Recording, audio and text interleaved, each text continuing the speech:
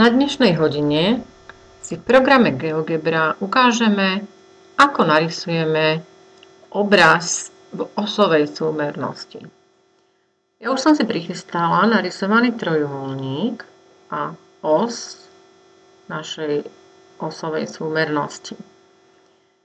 V programe v pravej časti, tretia ikonka, vyberieme osovo-súmerný obraz objektu.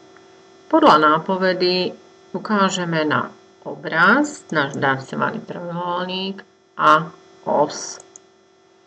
Automaticky sa vytvorí obraz.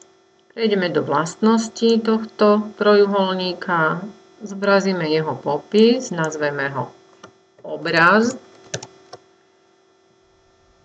a môžeme prejsť do farby. Farbu môžeme dať červenú. Štýle zmeníme trošku výplň. Vidíme, že nám vznikli aj body. Tieto body sú vlastne vrcholmi nášho obrazu.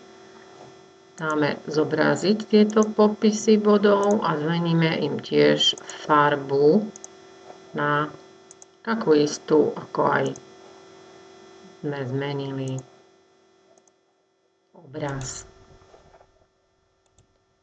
A máme narysovaný obraz tohto trojuholníka.